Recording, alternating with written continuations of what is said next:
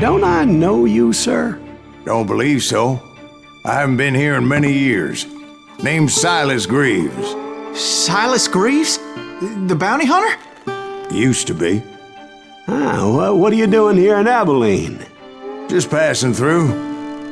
Got a little business to take care of. Well, sir, it would be an honor if you would allow me to buy you a beer. Hell, son, it would be my honor to drink it. I'm Molly. Howdy. I'm Dwight. That's Jack and Steve. Ben's behind the bar. Oh, I bet you got some great stories.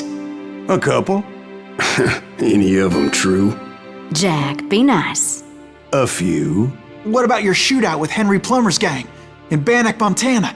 Is that where you started as a bounty hunter? That's what it says in this here dime novel. Don't believe everything you read in them dime novels, boy. First man I hunted was back when I was riding with Billy the Kid. You knew Billy the Kid? Damn right. That scrawny son of a bitch had no fear. Wouldn't back down for nobody. I heard he collected the 10 stars off any crooked lawmen who crossed him. It was a war, boy. The Lincoln County War. And Billy promised his regulators would take the life of every bastard who helped bushwhack John Tunstall. Kid had a big chip on his shoulder and a hair-trigger temper. Made him dangerous as hell.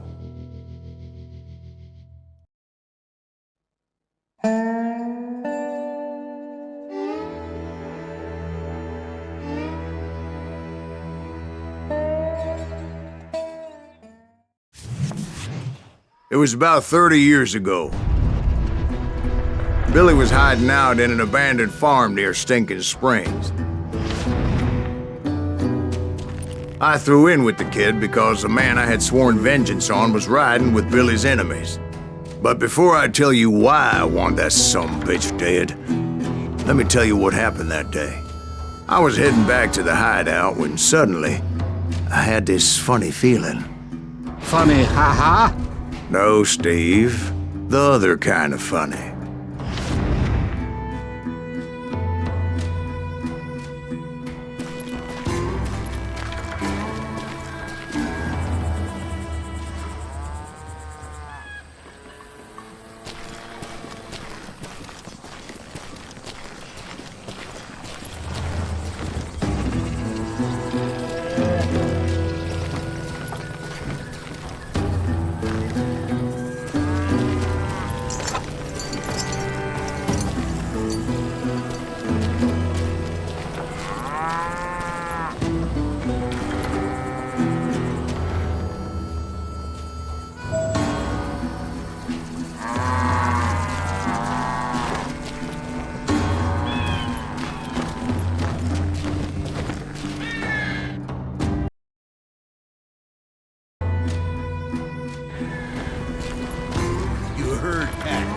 Stay here and keep an eye on the road.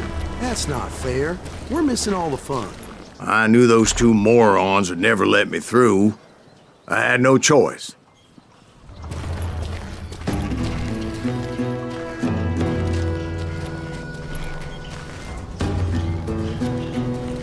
Who's that? Is he with us?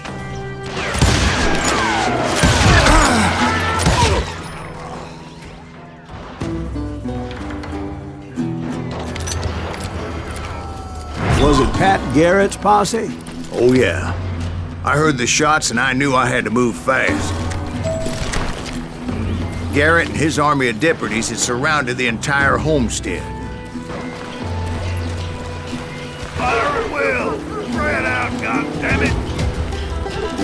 Come on! They're coming from the rear! I decided to help Billy and the boys out a bit. So that's just what I did.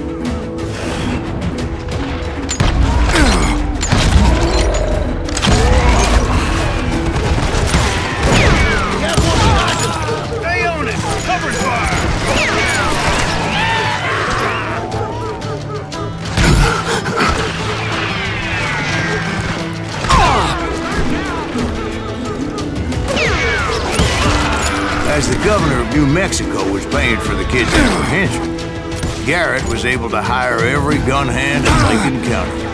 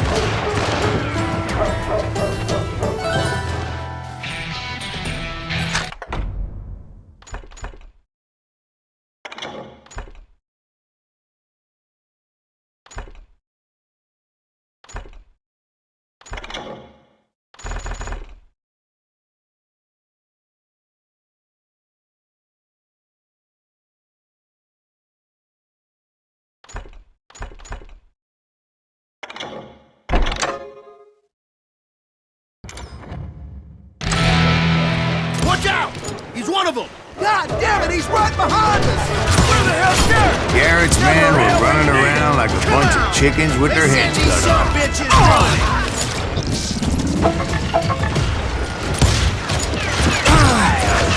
Son of a bitch! I'm done with you!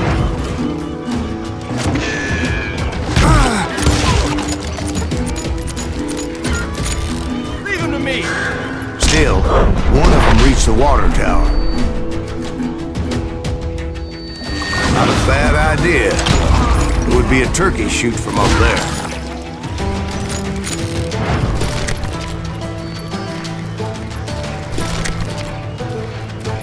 Luckily, these shooters Garrett hired weren't the sharpest tools in the shed.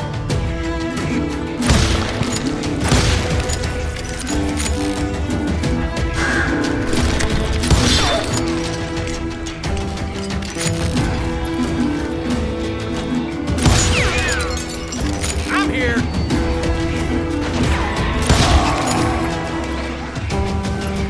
A lot of them were saddle tramps, or sod busters, or drunken drifters looking to make a few bucks. You'll die for this! You hear me? Get out here! Mano a mano, amigo!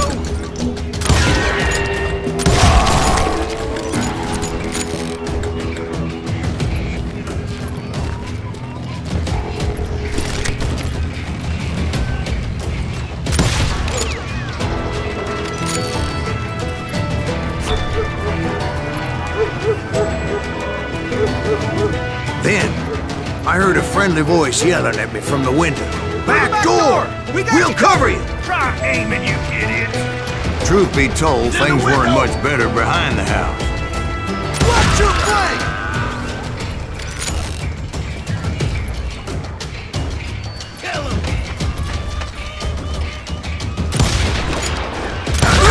numbers in half. But that just made the ones that were left twice as many.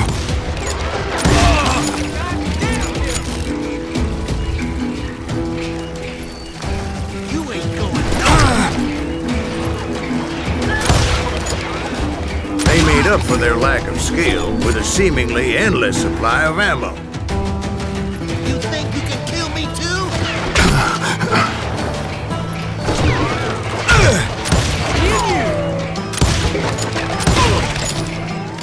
It was a bit of a slog, but I finally fought my way around the back of the house. And like that, I was inside, none the worse for wear. I passed Dirty Dave, and upstairs I found Billy and Charlie Bolton. Rat in a trap.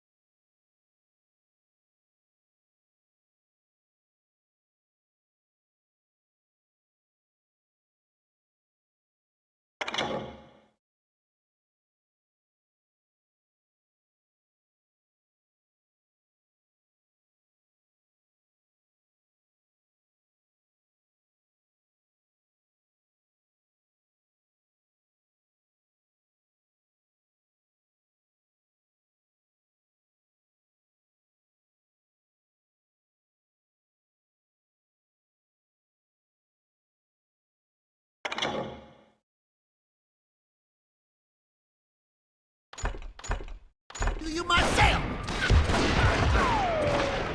How about that? Huh? You like that?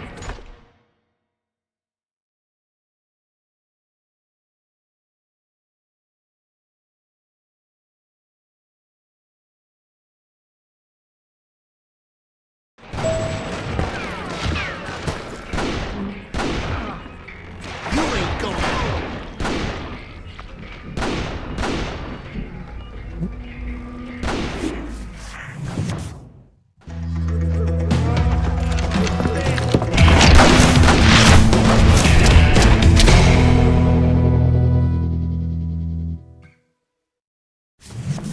Billy looked at me and said, "About time, amigo! Grab a gun and get to the window!" Wait, so you were friends with Billy the Kid? Yeah, sort of. Where'd he come from? Anyway, we were surrounded by dozens of deputized shooters who wanted to do us harm. God damn you! Billy's worth $500. Dead or alive. I'm telling you, Garrett's men were dropping like flies, but they just kept on coming. Where the hell Garrett get to? I'm for the action.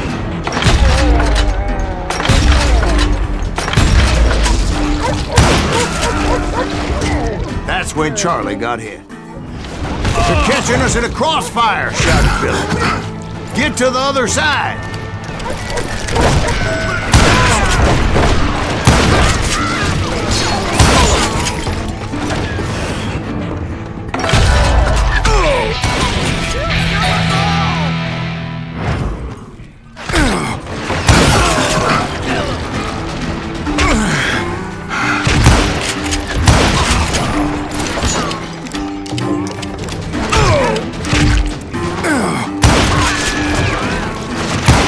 Where'd he come from? I don't know how many of those cocksuckers I personally put down. It was pretty clear, even to Billy, that maybe discretion was the better part of valor. What's that mean? It means that it was time to cut and run. "They got a Gatling!" Billy shouted. Get the horses and bring them round back. I'll draw their attention. He directed that order at me, and I thought, why the hell do I have to do it? But I went anyway. Dumbass that I was back then.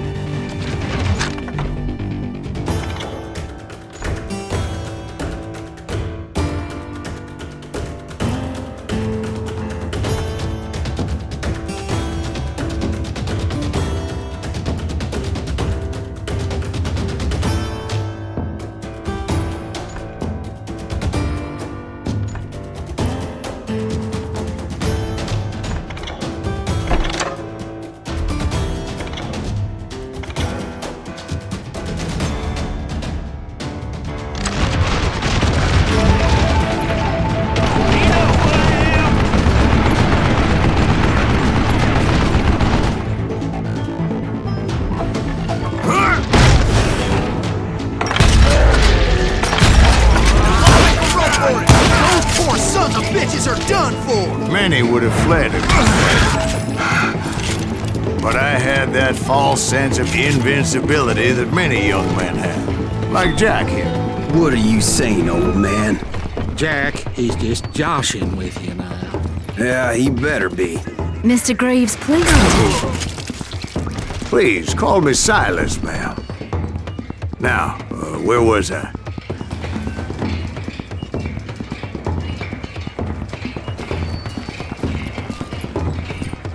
You were heading for the barn.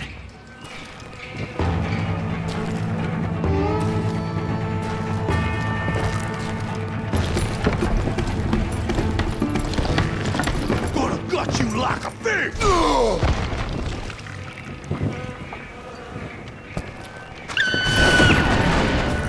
Right. Making my way past a massal of fallen foes.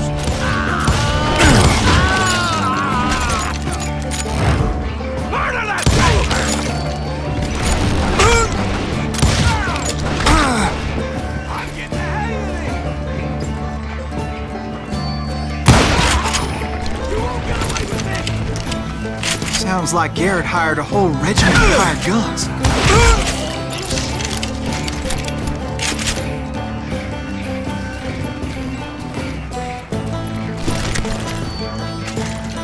Yeah, and just when I thought I was done with them, more of these hapless bastards would pop up.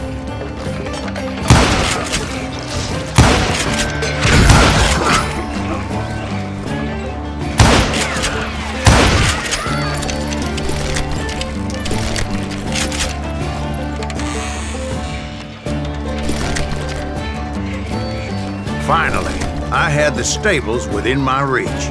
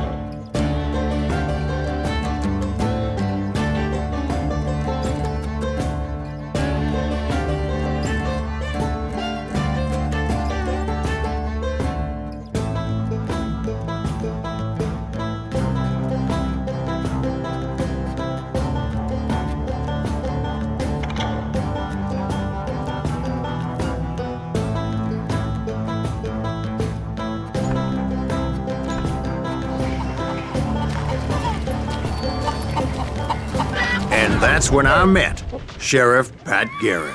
I read that you went toe-to-toe with him, sir. That backstabbing bastard with that tacked-on tin star.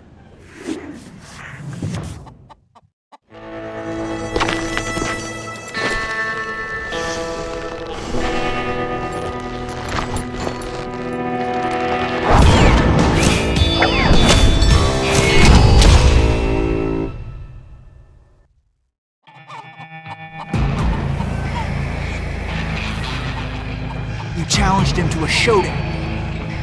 You read that in a dime novel?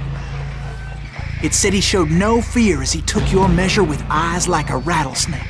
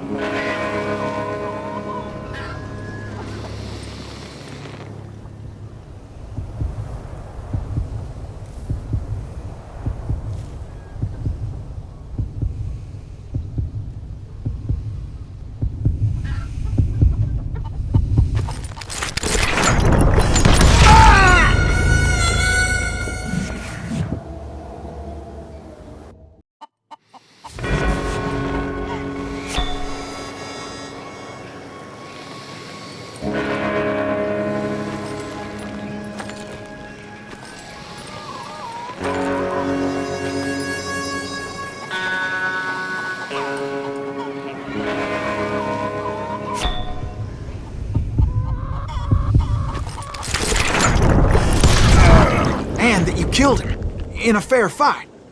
Is that what that penny dreadful said?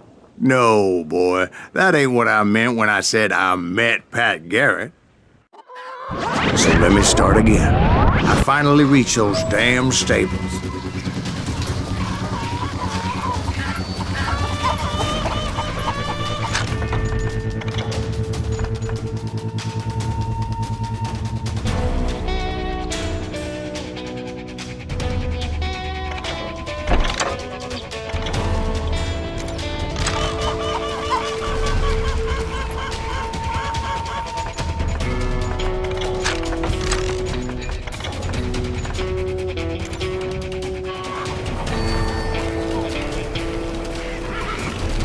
Stepped inside, and last thing I heard was Garrett's voice.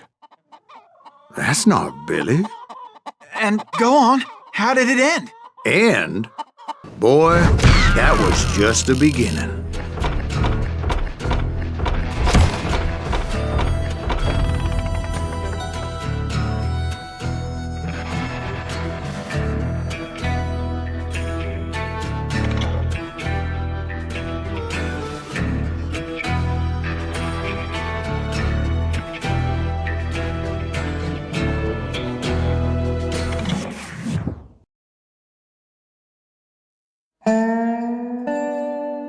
So what happened? Did Garrett arrest you? Yeah, after I came to, the bastard had clocked me with his Colt.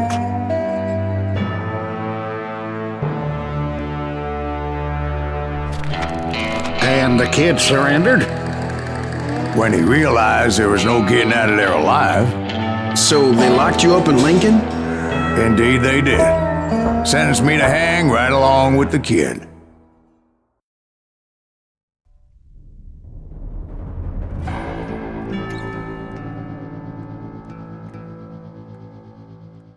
It's important to know that I was only riding with Billy so I could find the bastard I was after.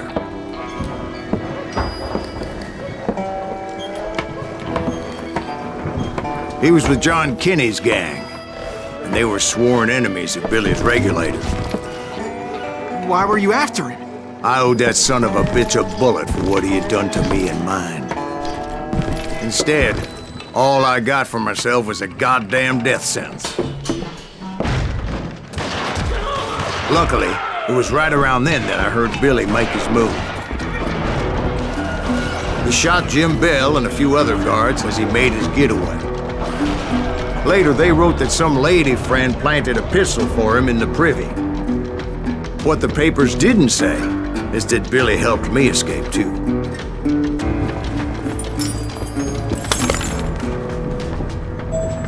My first order of business was finding a firearm.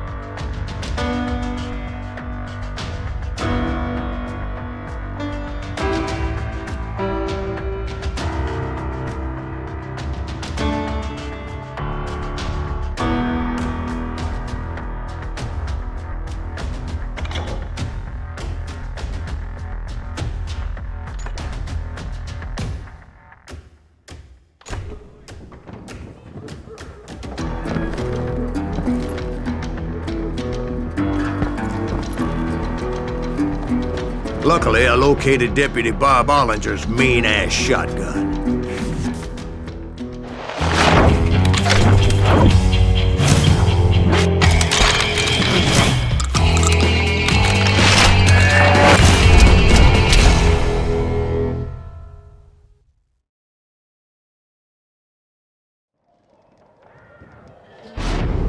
I saw Billy through the window, and he yelled that I should take to the rooftops to make my escape. So I did. Anybody see Billy? That son of a bitch shot Jim Bell! Hell yeah. That scattergun was like a double-barreled howitzer. It could blow a man clear off his feet. You hardly had to aim the damn thing. The kids escaped raised a huge ruckus.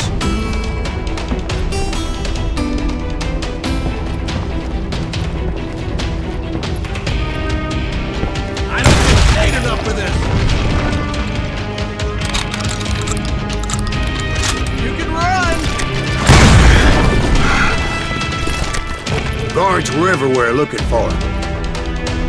Can't let the kid get away!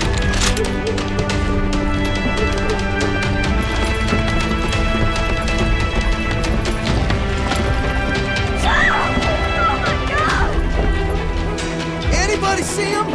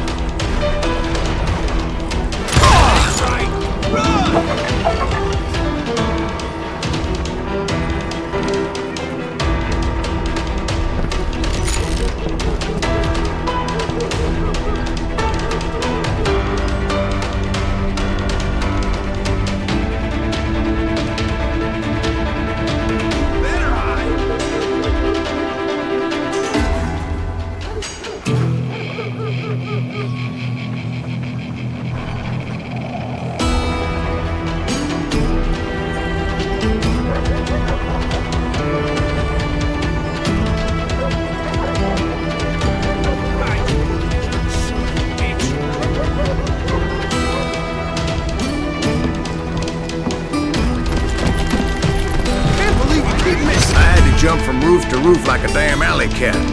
I followed the planks where I could, but some of that wood was slippery as hell. The whole town was up in arms. Suddenly, I was a fugitive.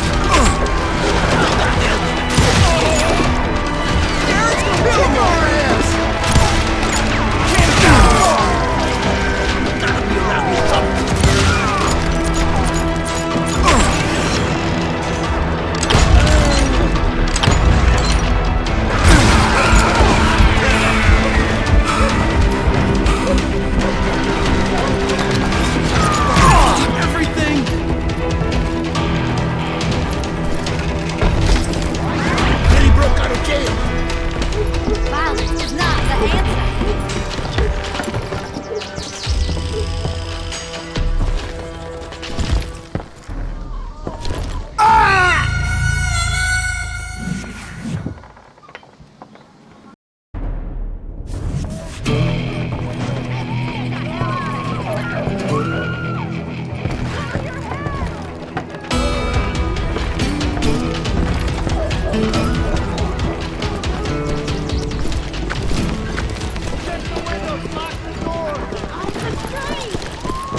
So that bastard you were after, what did he do?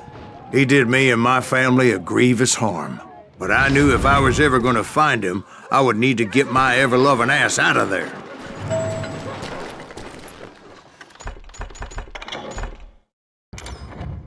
I tried to be stealthy and sneak my way past. This town doesn't have a moment's peace.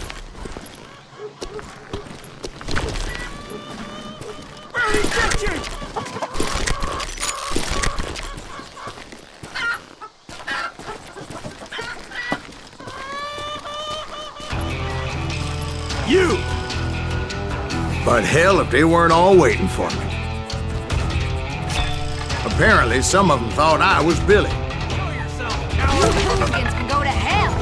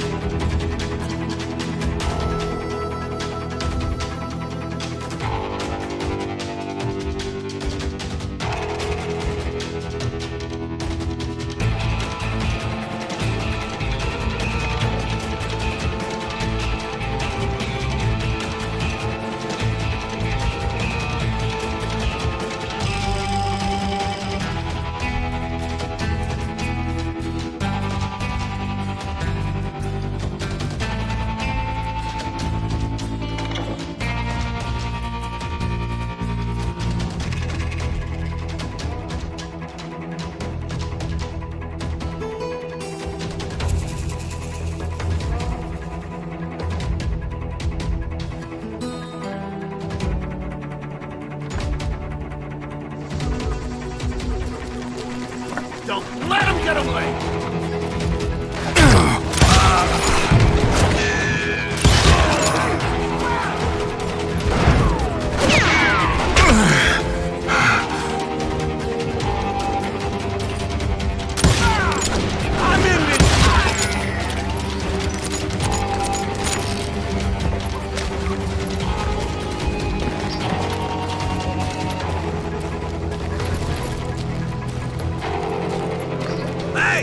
He's in town somewhere. See, me and the kid shared a certain similarity in build and coloring. I was just glad I had Deputy Bob's mean-ass shotgun.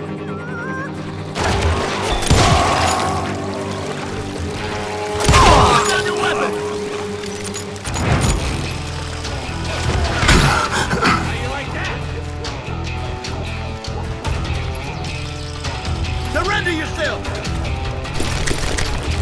They're shooting in the street! Get out here!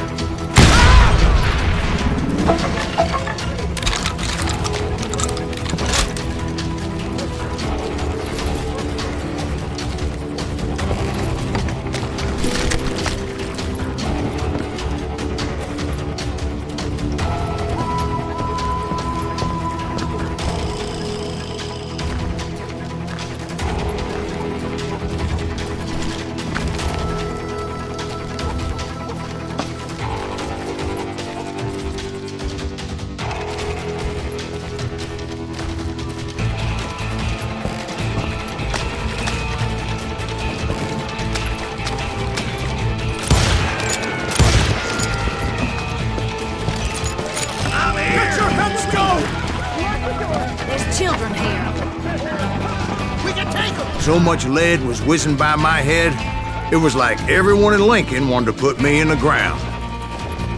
I knew I needed to find a horse. Though I never did have a great fondness for those four-legged grass eaters. Smelly, sweaty, ungrateful beasts. We prize them too high, if you ask me. You can't hide forever. Damn him!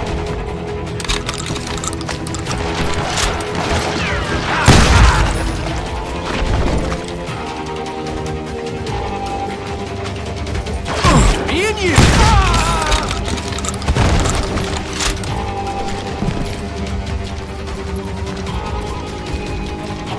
Leave him to me! Put down your weapon!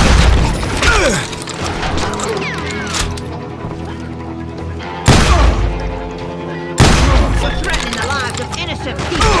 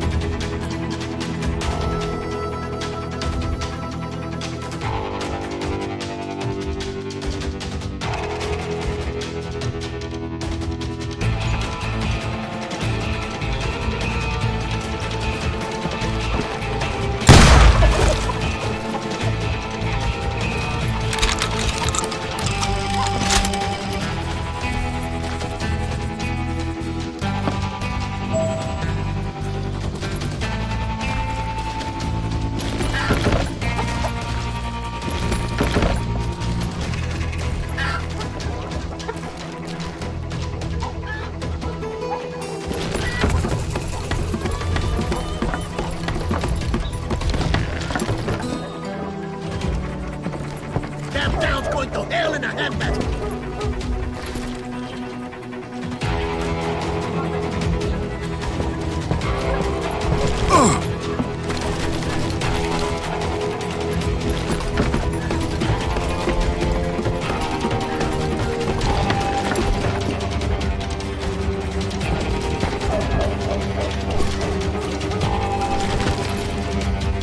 But where was the kid while you were busy getting shot at? Gone. And that's when it occurred to me why Billy set me free.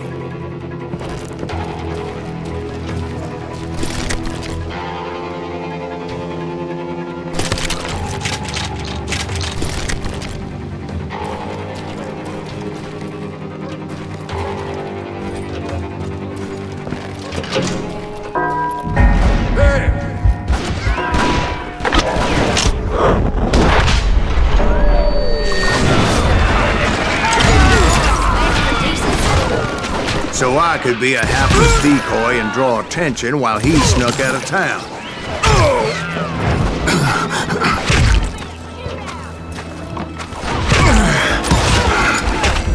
I knew if I made it out of there in one piece, no one could put a price on my head. Because everybody in Lincoln would be dead? No, because they all thought I was Billy. And all that blame would fall on him. Meanwhile, Deputy Bob Ollinger was organizing a posse to put me down. He was already a mean son of a bitch, but he was doubly pissed that I stole his mean-ass shotgun. Anyway, it was me or them, and the only way forward led me straight to perdition. But the cards were dealt, and I had no choice but to play them.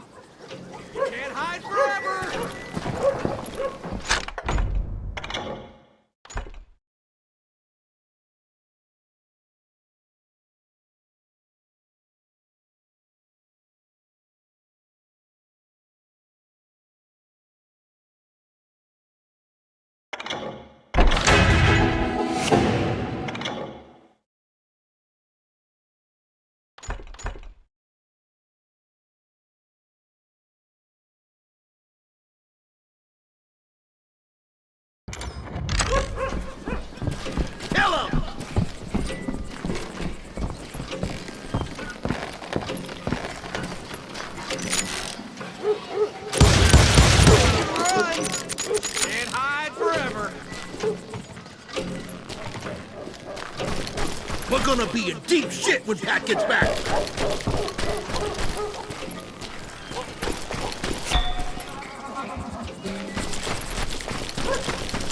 Don't let him get away!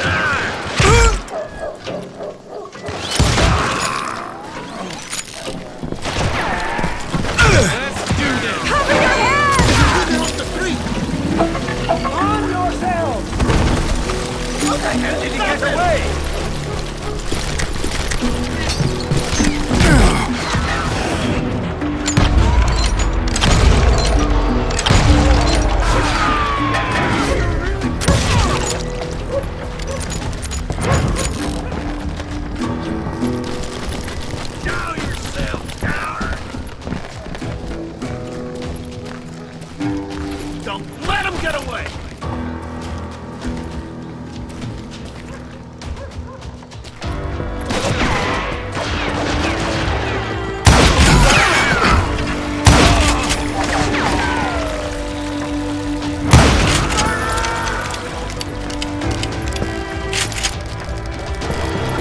Surrender yourself!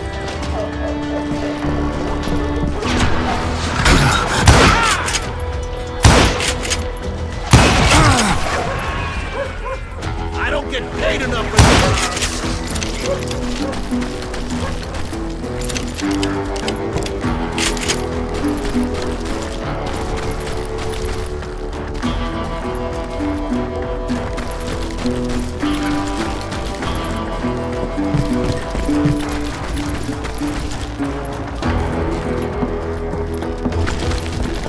I got this!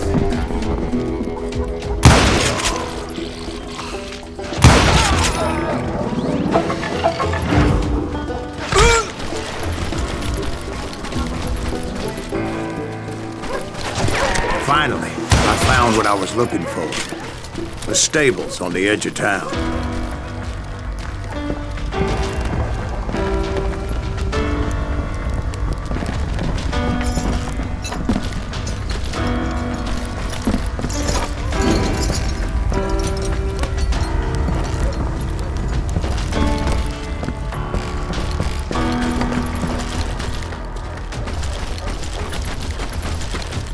I guess Billy saved your ass, taking out Bob Ollinger the way he did. Billy didn't kill Bob. Sure he did. He dispatched him right after he shot Deputy Bell. No, sir. Because Bob came right up behind me, angry as hell that Billy had lit out. "Hello, Bob," I said. "I think you better let me go." And he says, "I don't think so, boy. Not with my shotgun." So we stood there in the middle of the street, eyeball to eyeball. He intended to kill me, and I knew I had no choice but to defend myself.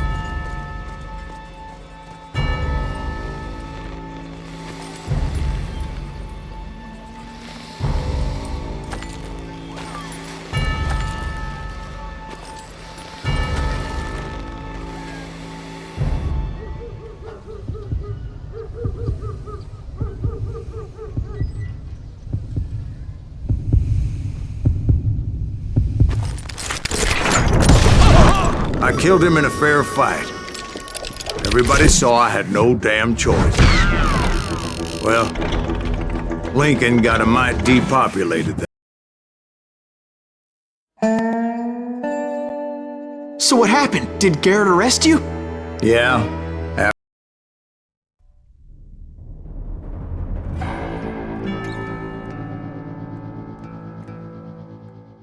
It's important to know that I was only riding with Billy so I could find the bastard I was after.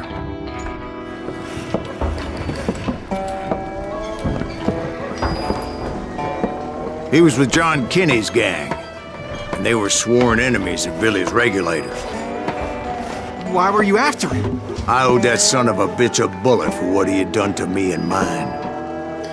Instead, all I got for myself was a goddamn death sentence.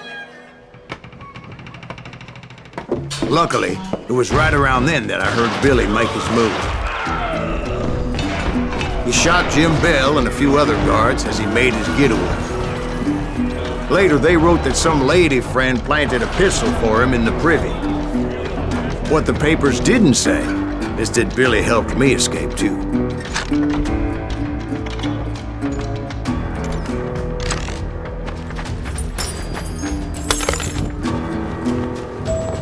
My first order of business was finding a firearm. Luckily, I located Deputy Bob Ollinger's mean-ass shotgun.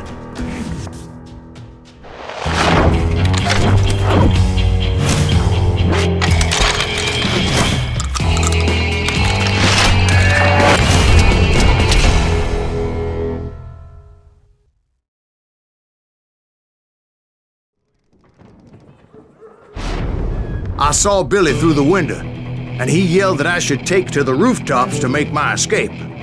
So I did. Anybody see Billy? That little son of a bitch shot Jim Bell! The kid's escape raised a huge ruckus. Hell yeah, that scatter gun was like a double-barreled howitzer.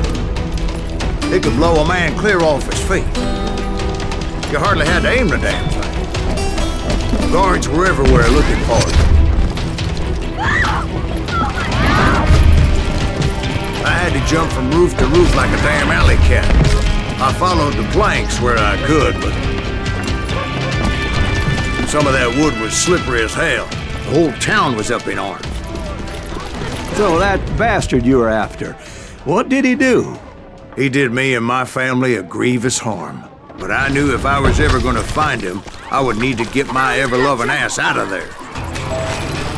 You! I tried to be stealthy and sneak my way past. But hell, if they weren't all waiting for me. Apparently, some of them thought I was Billy. Let's do this! Can go to hell. He's in town Me and the kid shared a certain similarity in build and color. I was just glad I had Deputy Bob's mean-ass shotgun. They're shooting in the street!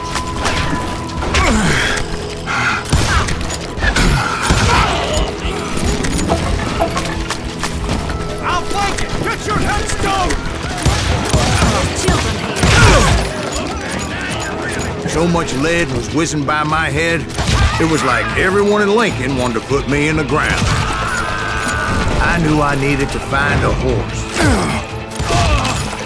Though I never did have a great fondness for those four-legged grass eaters. Smelly, sweaty, ungrateful beasts. We prize them too high, if you ask me.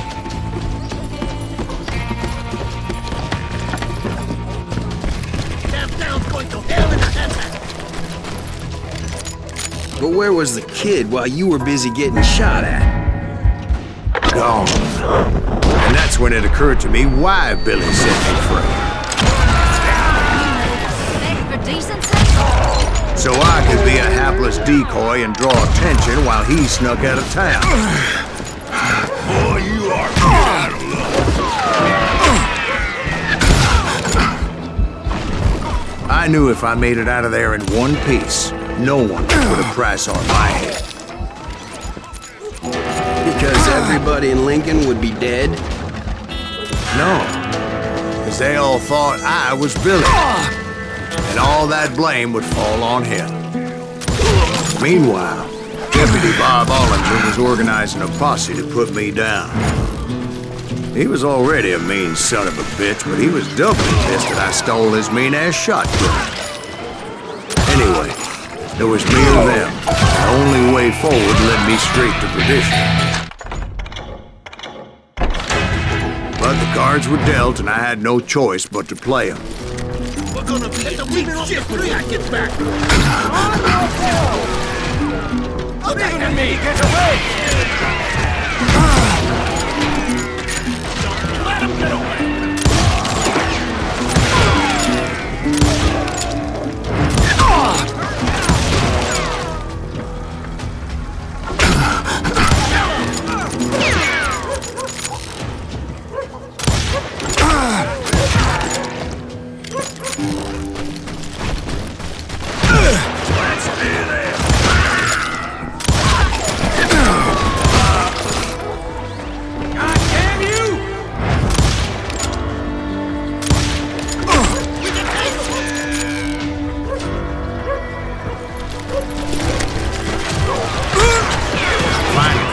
I found what I was looking for.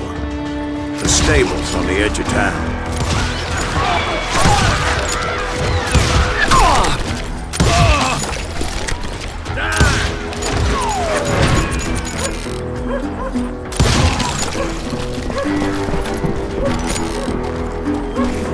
I guess Billy saved your ass, taking out Bob Ollinger the way he did. Billy didn't kill Bob. Sure he did. He dispatched him right after he shot Deputy Bell. No, sir.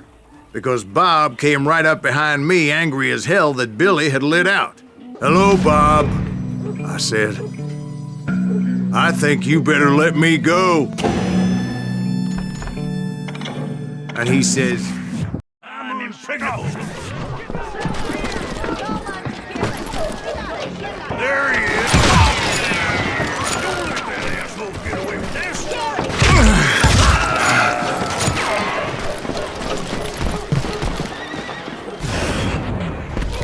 Come on, smoke that sumbitch.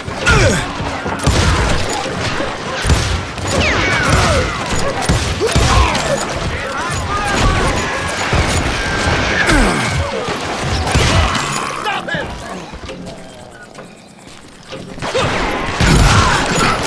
Damn him! Cover your head! On your tail! How the hell did he get away?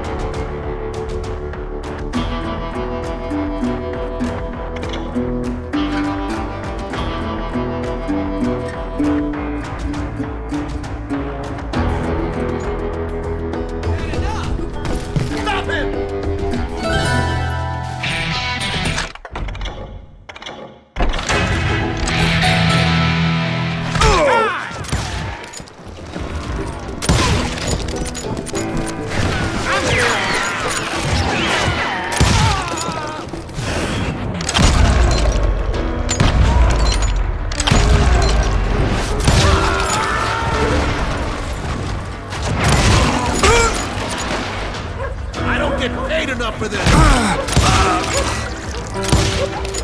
I've got this.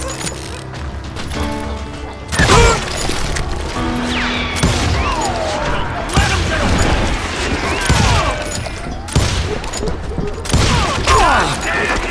finally, I found what I was looking for. The stables on the edge of town.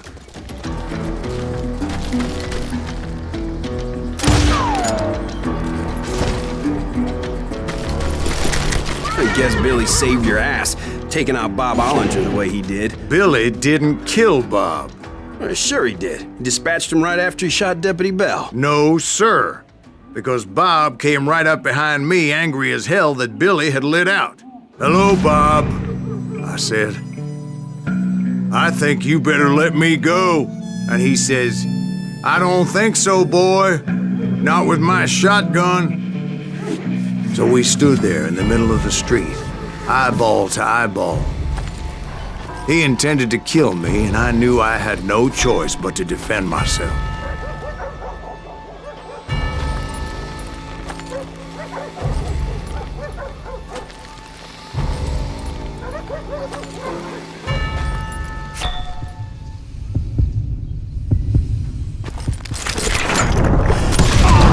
I killed him in a fair fight. Everybody saw I had no damn choice. Well, Lincoln got a mite depopulated that day. So where'd you go after Lincoln? Mexico. Until I realized nobody was looking for me. I ended up taking a job at the Rurales. The Mexican Rurales? I was hired to help them track down the cowboys. The most vicious outlaw gang in Cochise County? Curly Bill Brocious? Johnny Ringo? Led by old man Clanton himself. They must have paid you a pretty penny to take them hombres on. Not really. But truth be told, I had my own reasons for going after those boys.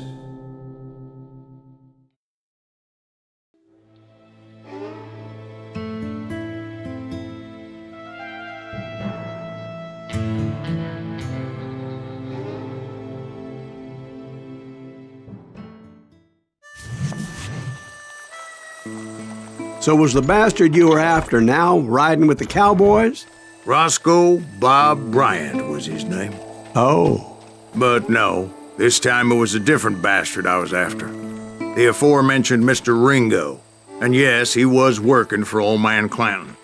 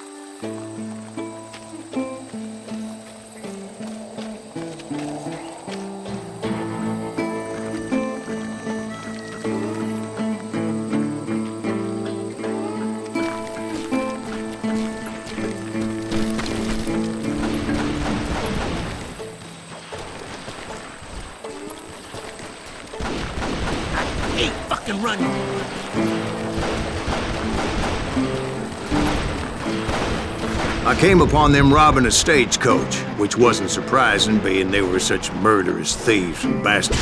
The bandits wore red scarves, so I knew they worked for the old man. Over there! There! I did my best to help those poor passengers.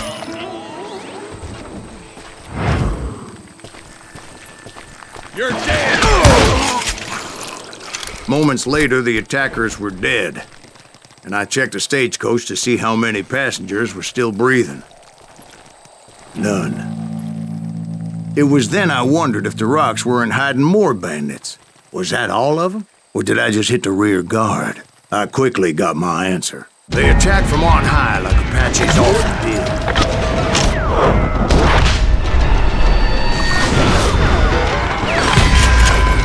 Appear in great numbers from above and rain down lead on their hapless enemies' heads, making use of the high ground and whatever else they had. Yep, the Apaches always appeared out of nowhere, and there never seemed to be an end to them. Hold on. Were you attacked by Apaches? What happened to the cowboys? Did I say they were Apaches? I said Clanton's cowboys attacked me Apache style. I was in a pitched battle, but I was holding my own against an overwhelming enemy force.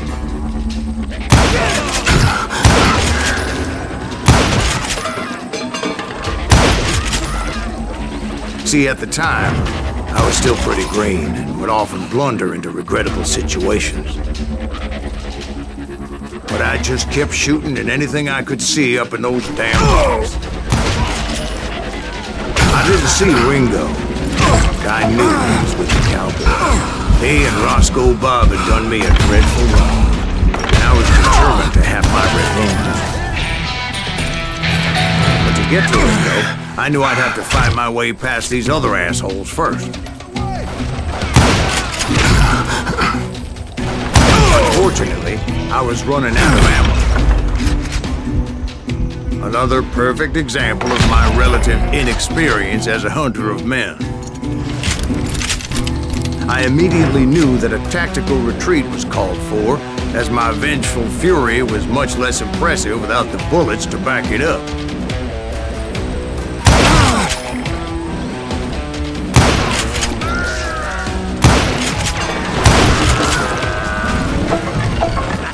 Finally, they managed to corner me.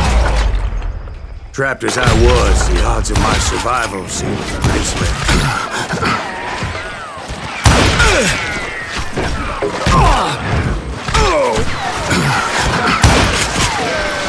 Luckily, serendipity was on my side as I suddenly spotted a way out of my predicament.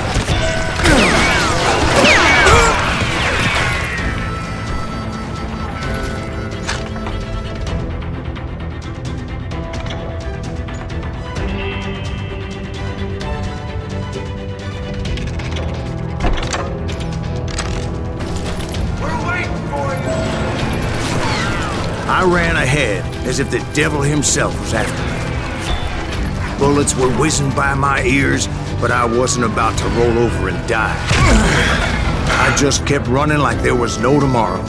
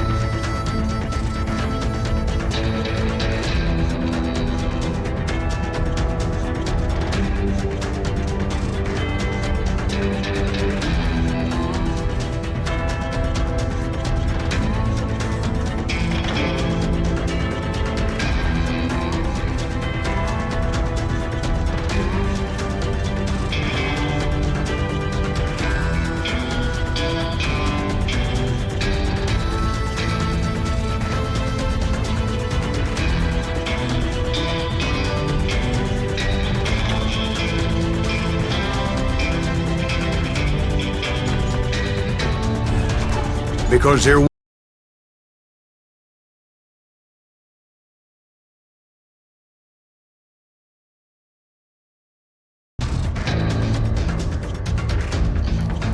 As I was scurrying around those caves, I thought, what was I thinking? Going up against a gang like this?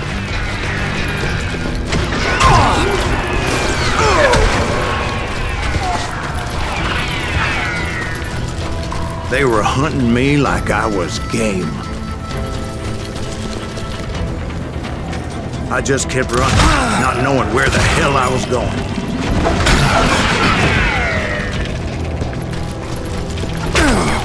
Where's he gonna run?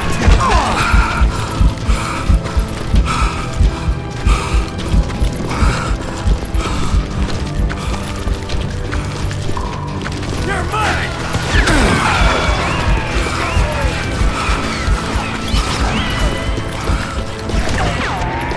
And that's when something miraculous happened. Like manna from heaven, I found the desiccated remains of what looked like an Apache warrior. The old weapon next to him supplied me with some much-needed ammunition.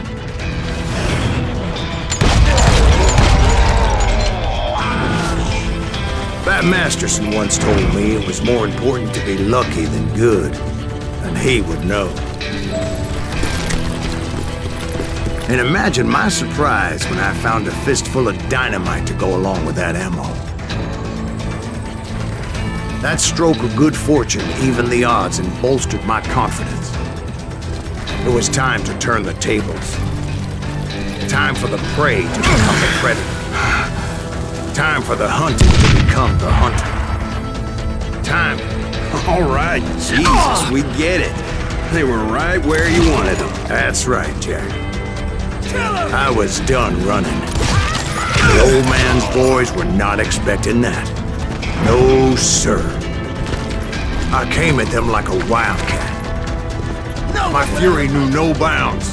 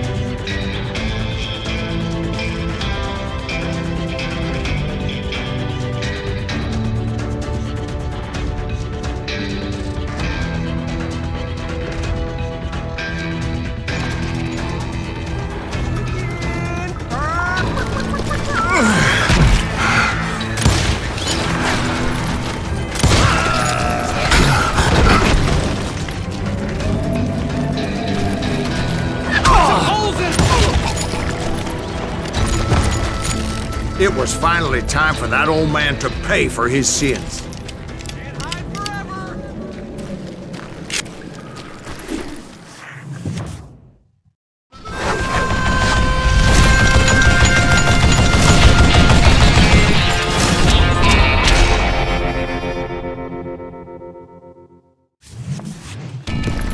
I yelled out at the top of my lungs, "Clanton, I'm coming for you!"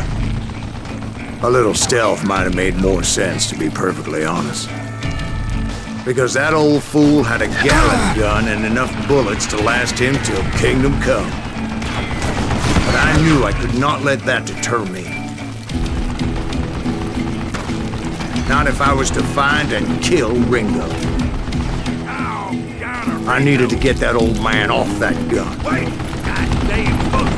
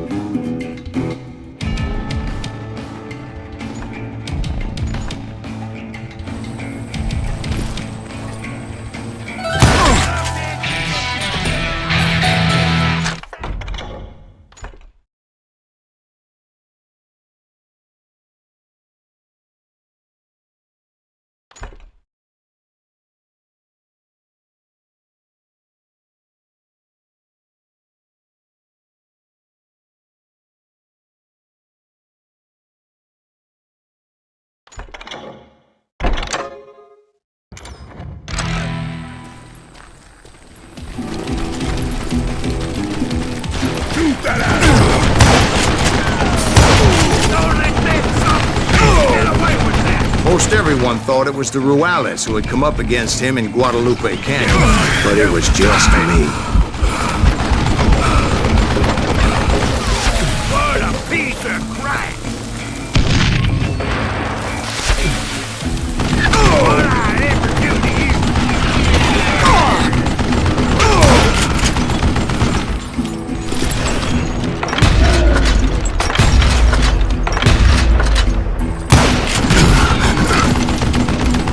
I don't know how you lived this long.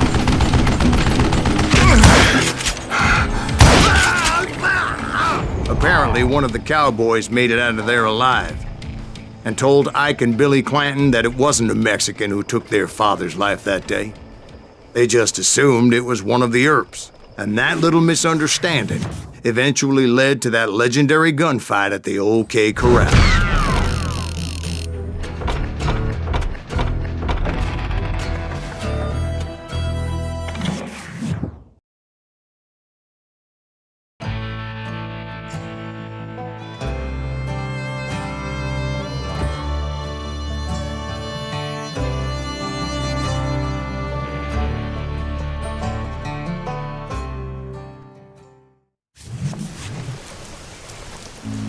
A few weeks after that dust-up at the OK Corral, I was still after Johnny Ringo. I had tracked him and the cowboys to their hideout at a sawmill, and they were loaded for bear.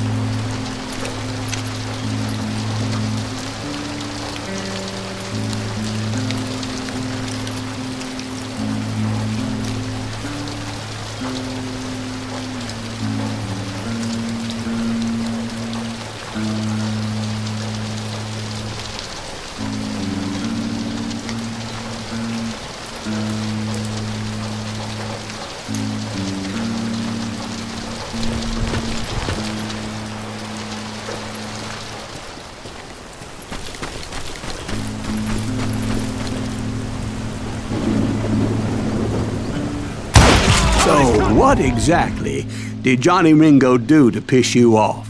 Well, him and that other bastard. Roscoe Bob Bryant? Yep. They both deserve to die, and I promise I'll tell you why. But first I need to tell you about the Cowboys' new boss, Curly Bill Brocious. Herb's coming! Get ready, boys.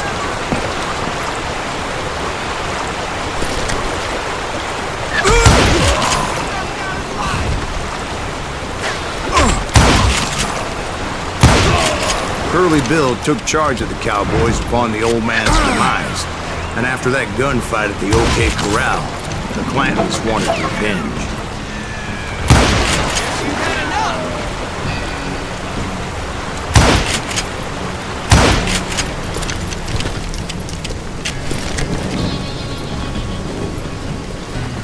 Take him down! So they murdered Morgan Earp and grievously wounded his older brother, Virgil.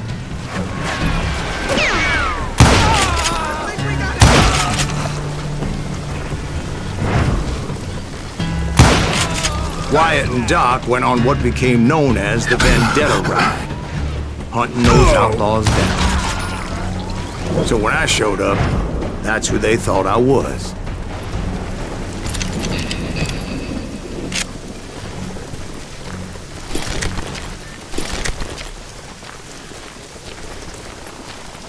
It's you or me!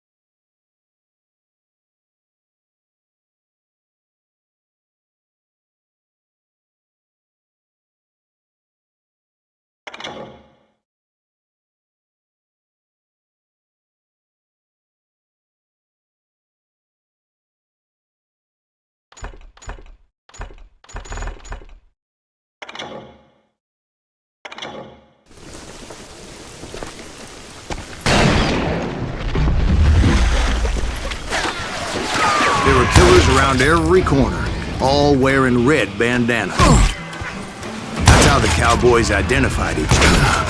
I was beginning to wish I had one myself. But I wasn't about to let Ringo walk away unscathed. And that's what drove me forward.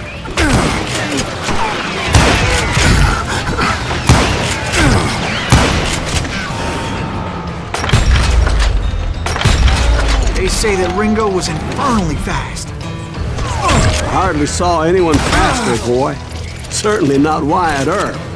That man was all hat and no cat.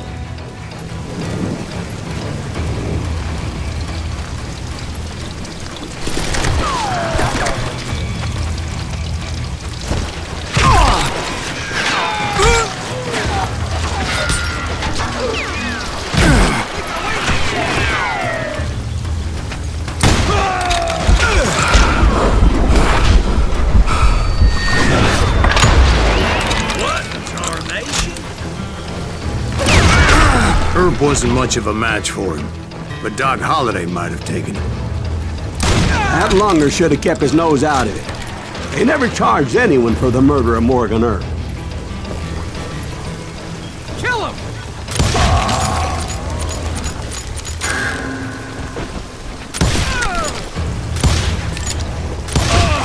But everybody knew that Curly shot him in the back. That was common knowledge. Yeah, maybe so. But Ringo had nothing to do with it. He was just being loyal to a friend. Is that what you call it? Being loyal? Well, to get to that loyal friend, I had to pass by some buzzsaws as big as a man.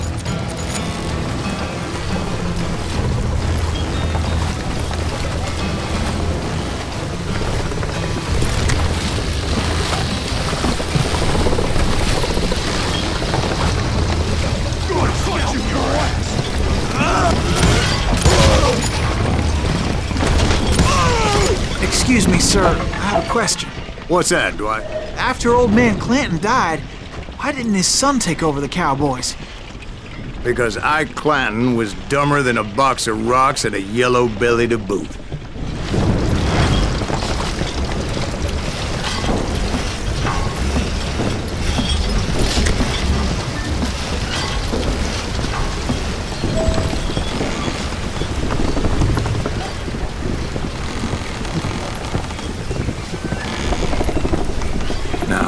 Where was I? Taking down the entire cowboy gang single-handed. Indeed I was, Jack.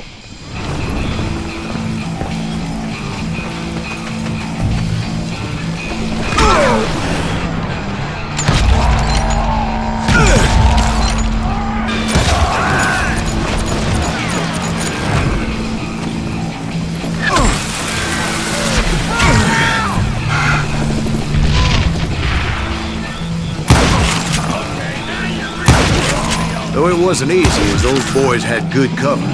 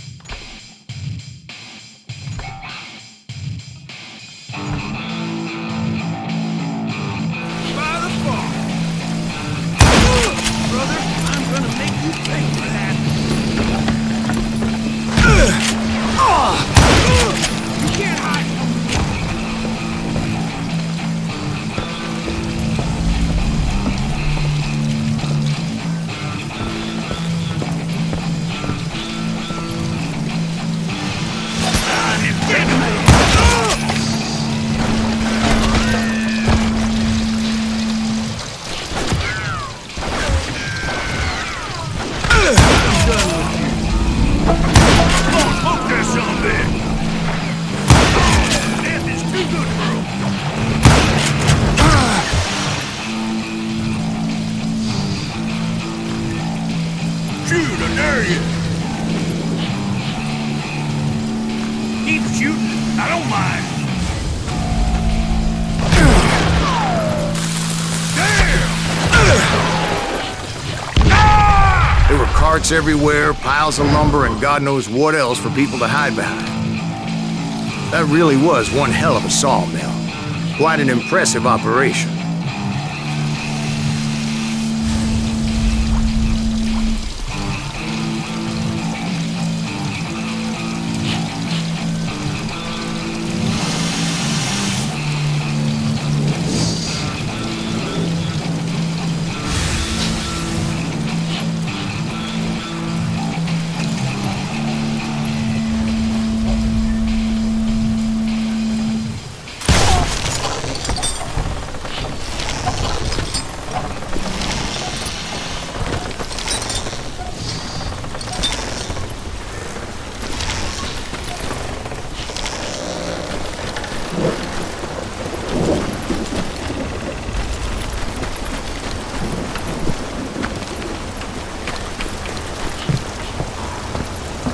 And where was Curly Bill? Did you see him?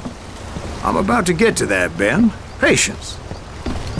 I'm painting a picture here. There was this beautiful waterfall and a crystal clear stream that led to a verdant valley that was truly... Consider your picture painted. What happened next? Well, finally the bastards that were still alive made a last stand.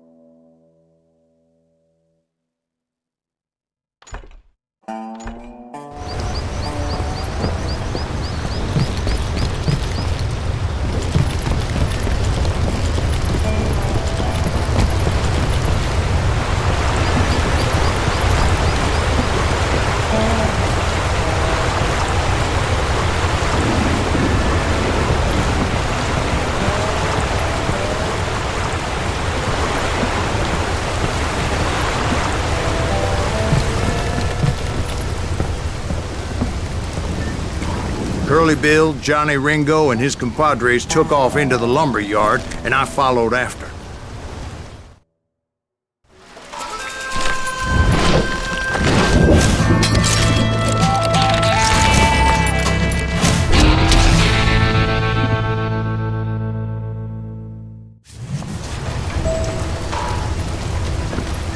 Are you saying they ran? Cowardice was not in Ringo nor Curly Bill's nature. No, sir. I never said they were running scared. They just wanted me out in the open. Time to dance with the devil! Quiet up. Get 'em, boys. There's something. I want to see you dance!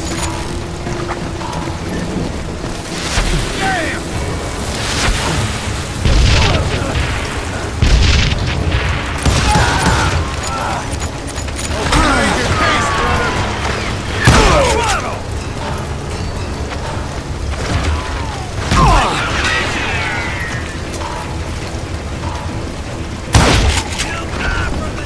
Aloysius gave me no choice but to take his life.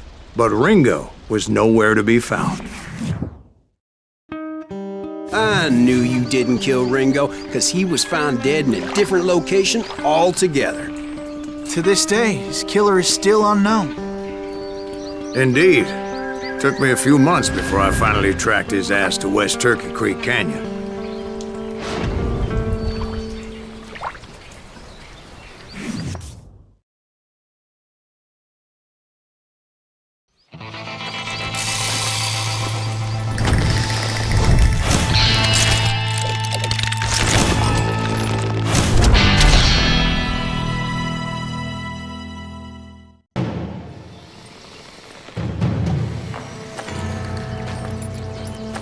That's incredible, sir.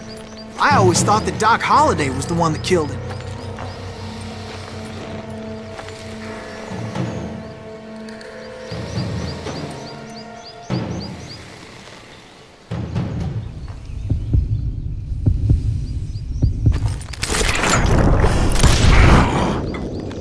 Sorry I had to ruin the legend for you, boy. But the legend ain't always true. Doc Holliday had nothing to do with the death of Johnny Ringo.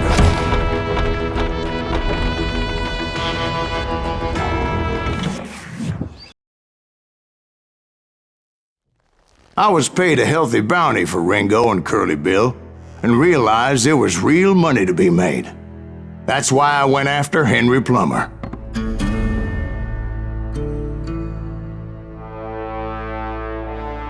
Now, wasn't he the sheriff who augmented his income by shaking down miners and robbing gold shipments? That's the one. Oh, yeah, I remember him. He ran that gang of thieving outlaws called the Innocents. So it's true that you went toe-to-toe with him? Indeed I did, son. Indeed I did.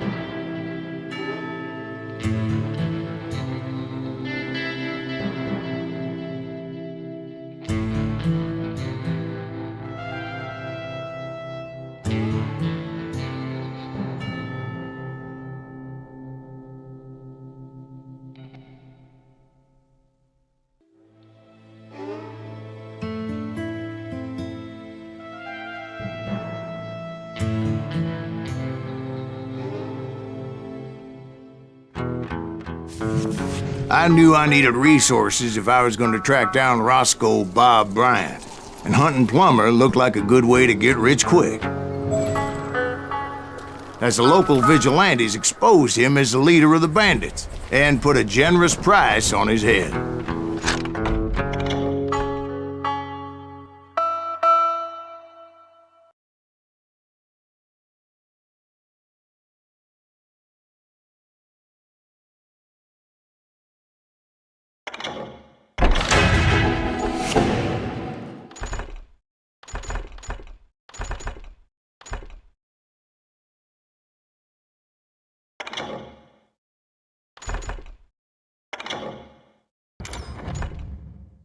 Plummer rallied his gang to plunder one last gold mine before making their escape, and that's where I thought I'd find him.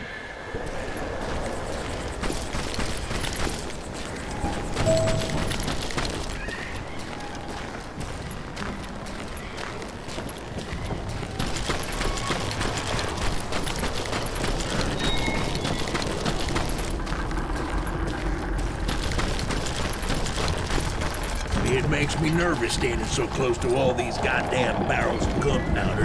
Why would you be nervous? No one has the cojones to come after us. As long as you don't light up a cigar, we're fine. Besides, As my late father pointed out to me more than once, God made men. Samuel Colt made them equal. you're done.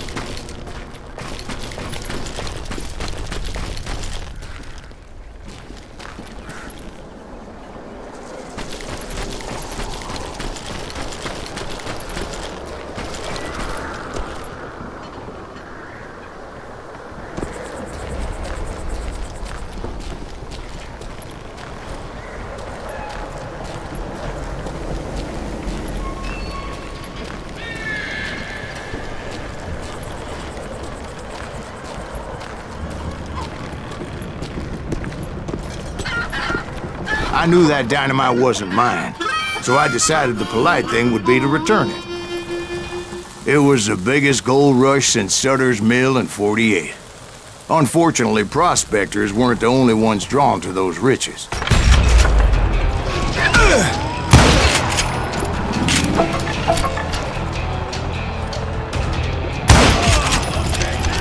There were thieves and killers, robbing travelers and hijacking gold shipments.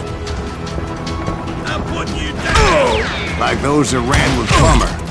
Some were just regular folks I knew from town, drawn by greed and easy pickings.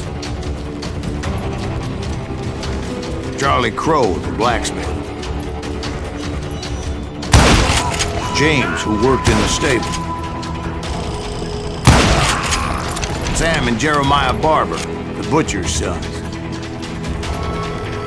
Ordinary citizens who lived a double life. Stealing and thieving and murdering their neighbors. Of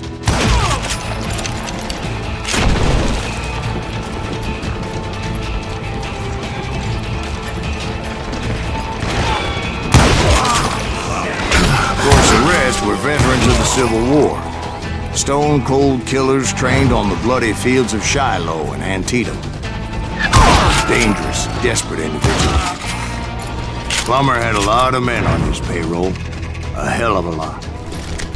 That son of a bitch pretended to protect the public with one hand while stealing them blind with the other. He set up a defensive perimeter which I had no idea how to breach.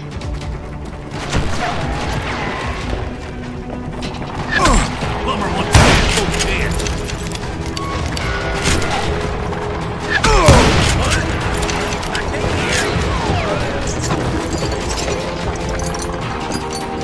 This is our goal now. I was outnumbered and in way over my head, but I was too damn stubborn and stupid to realize it. They must have thought I was touched. Or had some kind of death wish, seeing as there were barrels of gunpowder everywhere. Watch out for the goddamn gunpowder! One stray bullet, one stray spark, and I'd be blown to hell and gone. I thought I was some kind of hero.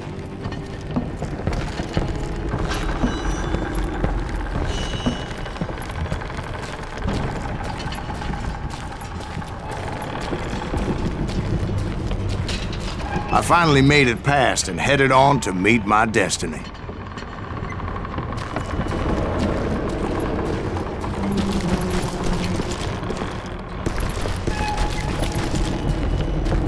But first, I had something I needed to figure out.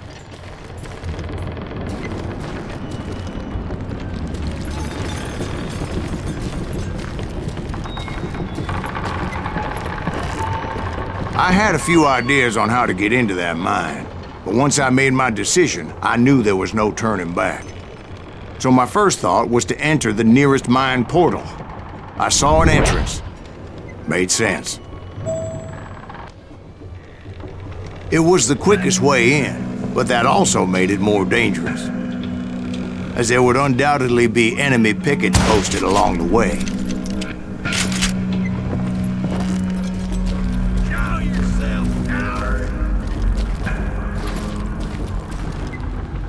You can't beat the innocents!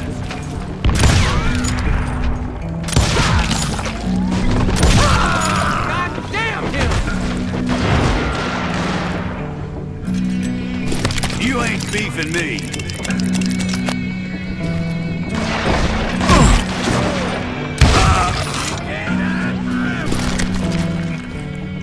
Besides, once you enter a mine like that, it's easy to get all turned around. And that confusing maze of corridors wouldn't even be the worst of it. Some of those shafts could be as deep as hell.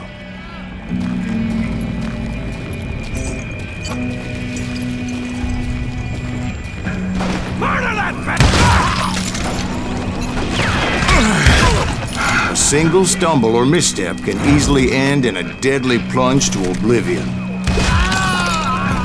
Hey, I'll flank him!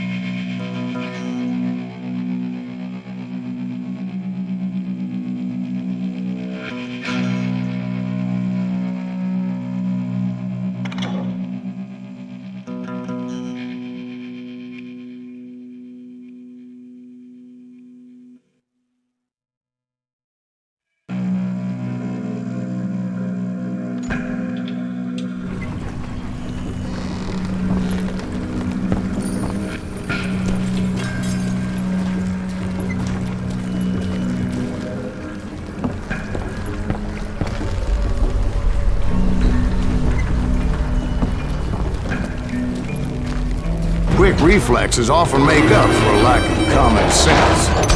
Luckily, I was never one to be easily bushwhacked. I would just need to be careful not to blow myself to Kingdom Come.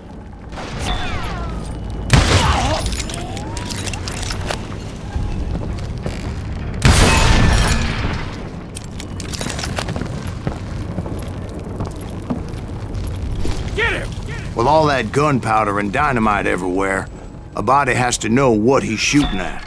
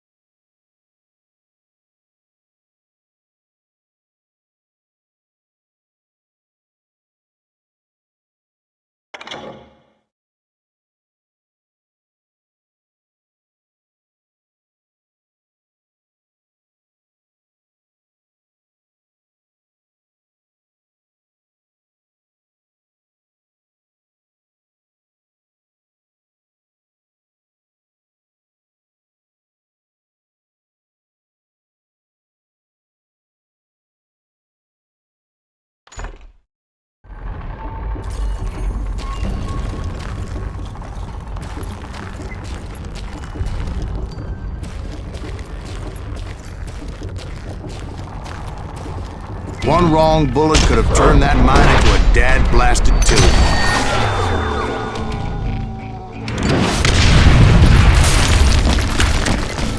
I freely admit that my plan of attack was not just moronic, but clearly indecisive.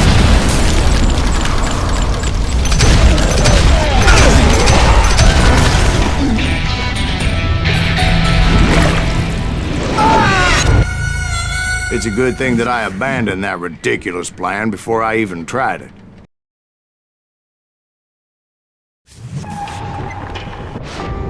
Instead, I spotted a ladder, way into the mine from the opposite side.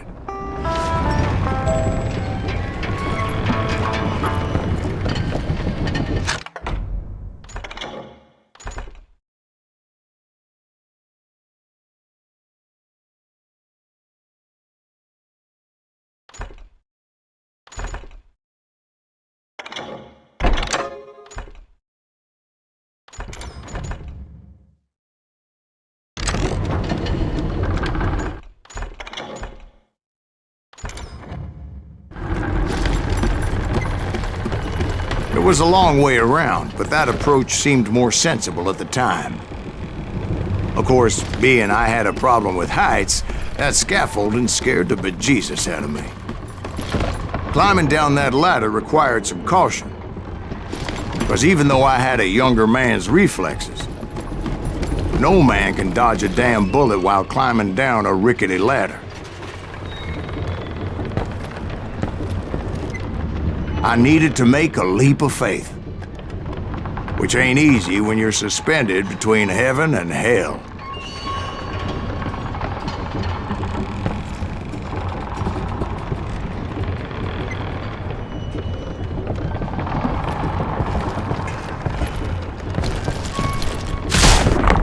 determined not to give up, however.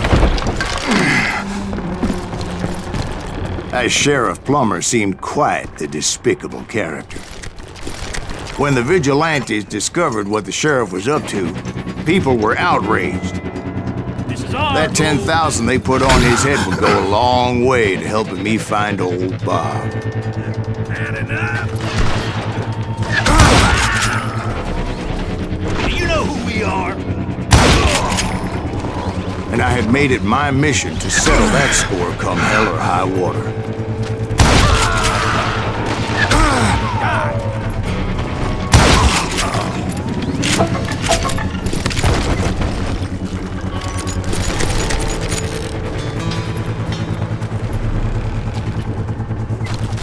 But first, I would have to make a choice. Take the elevator or climb the ladder.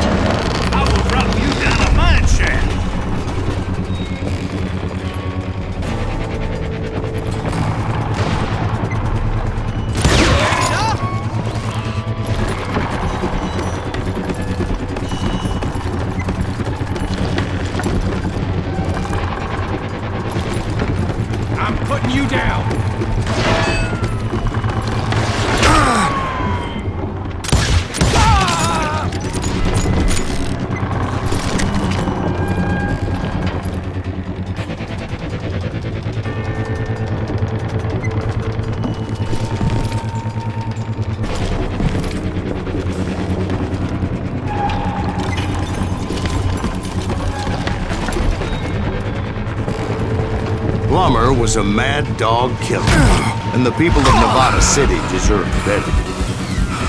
Nevada City? Well, I thought Plummer met his maker in Bannock, Montana. Right, well, he was the sheriff of both places at one time or another, but that's neither here nor there. Time to blow your shit up. The point was, taking him down would save a lot of lives, including my own.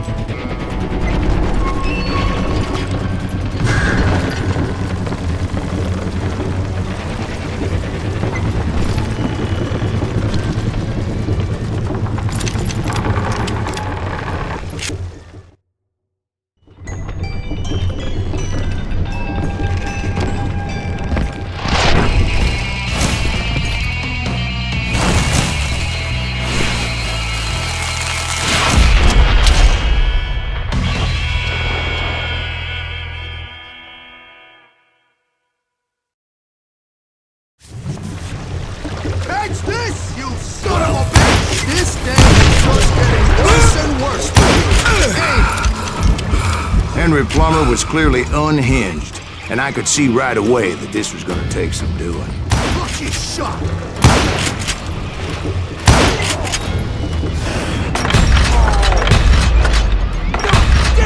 I need some help here! Come on, boys! Take this cocksucker out!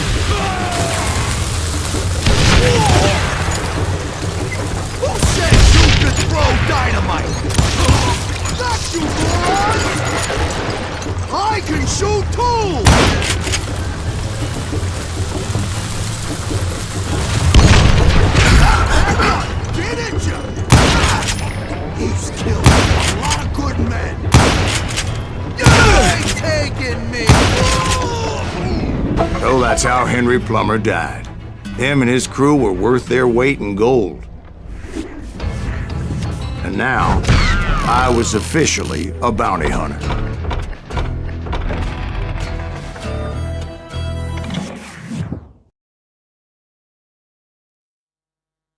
So, did you finally go after that Bob feller? Well, I heard word he was in Kansas with John Wesley Hardin. So that's where I went. Where in Kansas? Abilene. Why do you ask, Ben? No reason. Was Hardin as fast as Ringo? Ringo was fast, but John Wesley was as fast as the devil himself.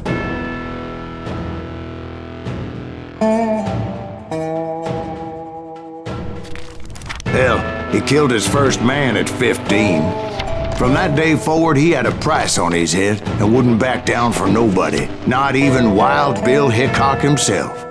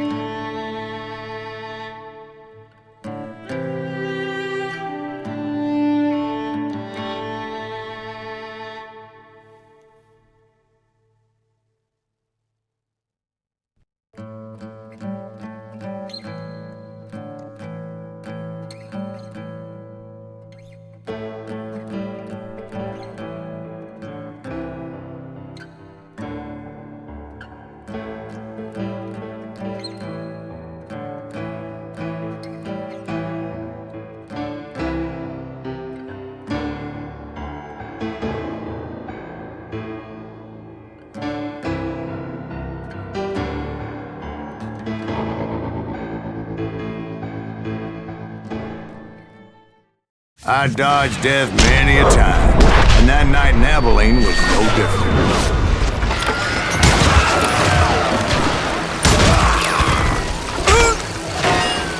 I was there with the intention of finding that bastard Bob and collecting the bounty on John Wesley.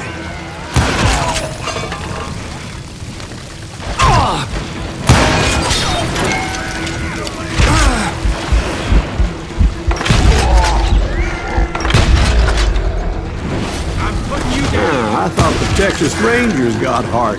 Yeah, that's what they want you to believe.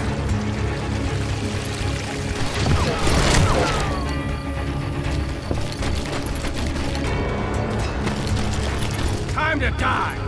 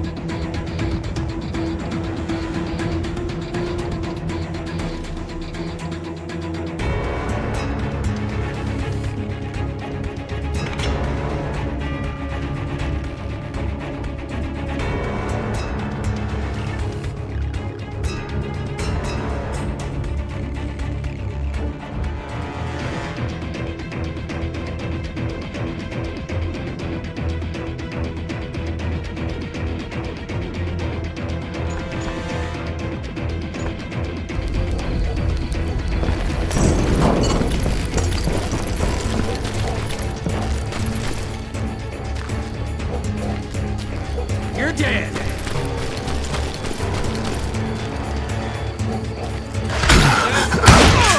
It was cold'n a witch's tit and a brass bra that night as I fought my way past his loyal compadres.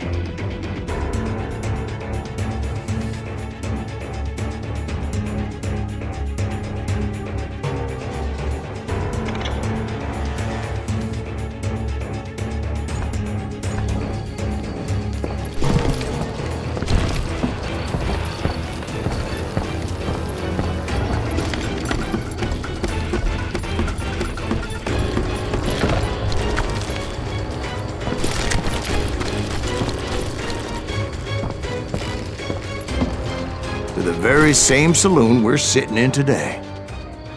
Look around and imagine this place painted in blood. Hardin was waiting for me, and...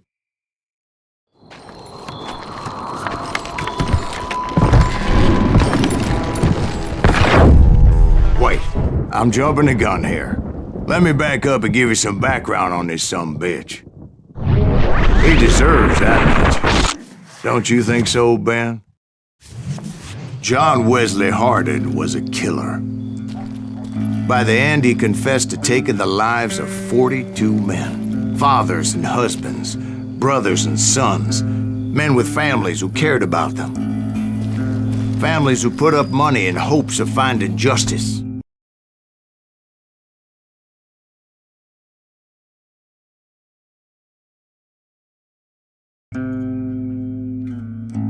He was a bona fide folk hero by then, and had amassed a gang of armed miscreants and other assorted thugs. He and his men set up camp outside of town, and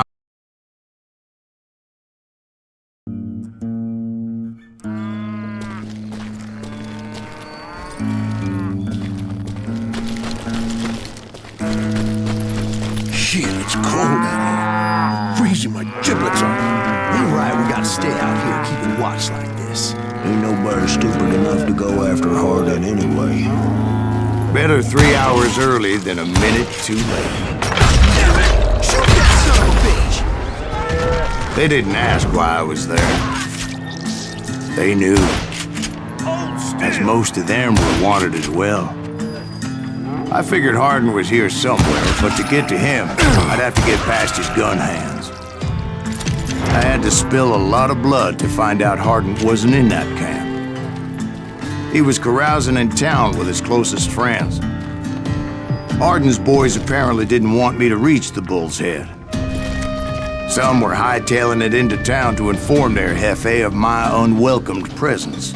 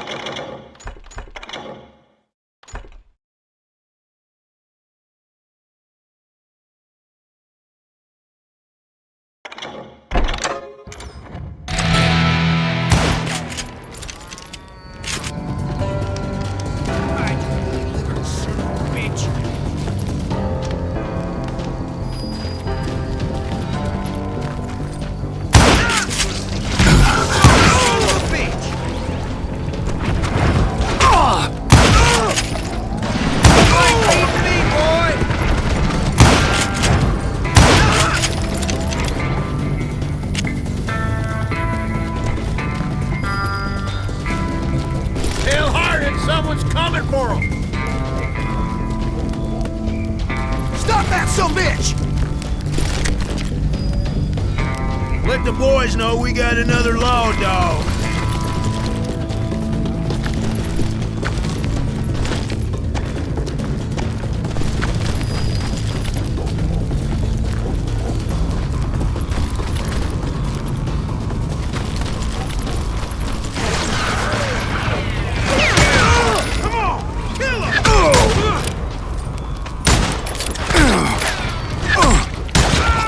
I wondered if Bob was among them.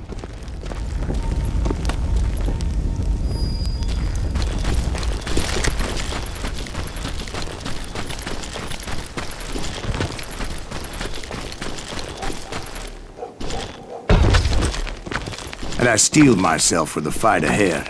For as good as I was, deep down I wondered if John Wesley wasn't just a little bit better.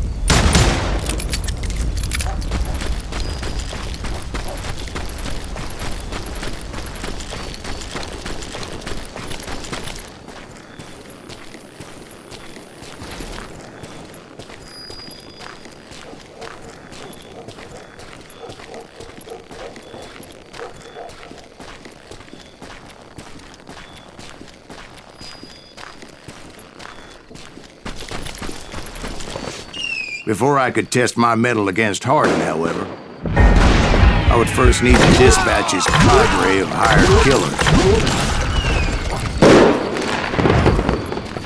Most of these degenerates were beyond redemption, but John Wesley might have been a different story.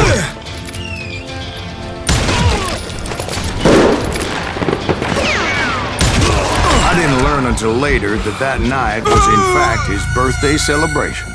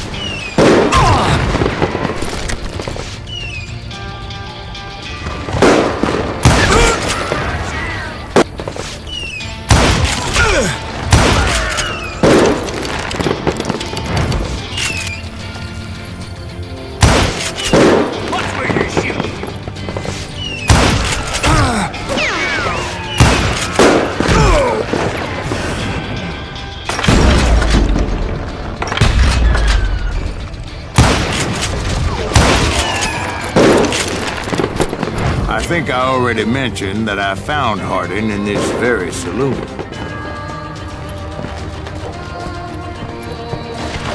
Suffice it to say, nobody there was happy to see me.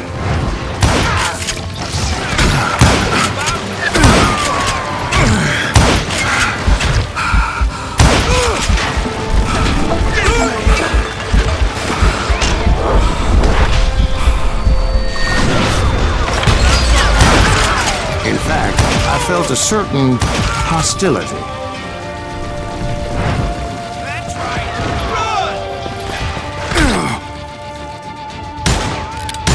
Brother, I'm gonna make you pay for that.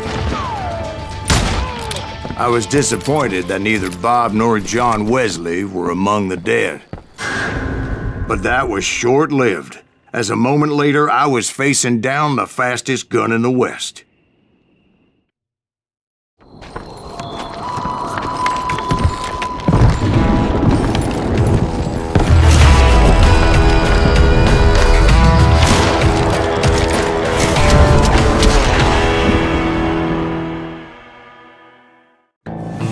I felt a bolt of adrenaline, or maybe that was fear. He was well known for his tricks, and I knew I'd need my own if I was ever to defeat him.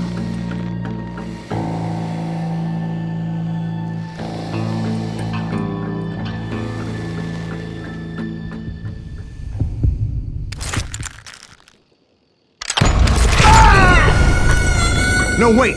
He didn't hit me then. I'm sure of it.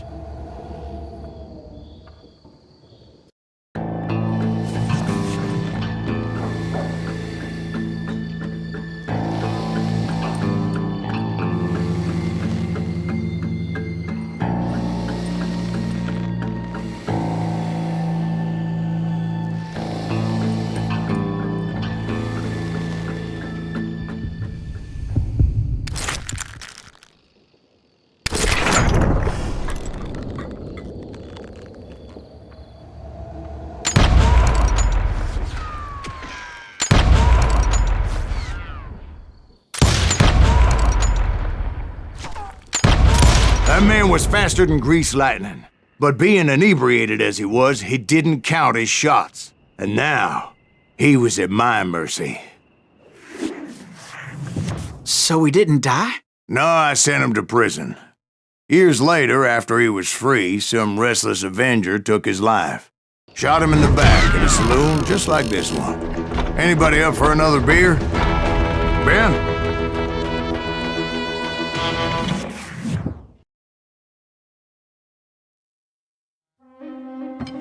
Thank you, darling. Yeah, some say revenge is a dish best served cold.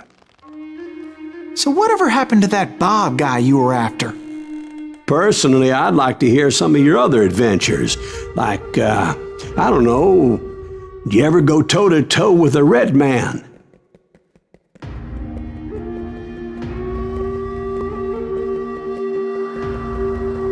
Yes, I did, Ben. I remember once I was after this renegade Apache, Grey Wolf. Strangely enough, revenge was also his primary motivation.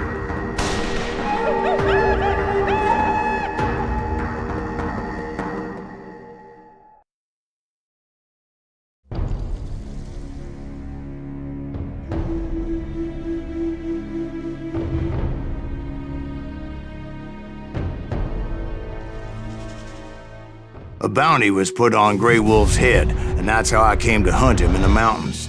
Mountains so high they tickled the nether regions of heaven.